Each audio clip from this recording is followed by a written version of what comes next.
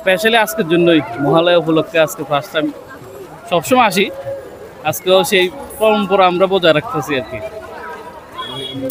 এই দিনটা কি প্রত্যেক বছর আসে? প্রত্যেক বছর গত বছর এসেছি আমরা, এই বছরও আচ্ছা।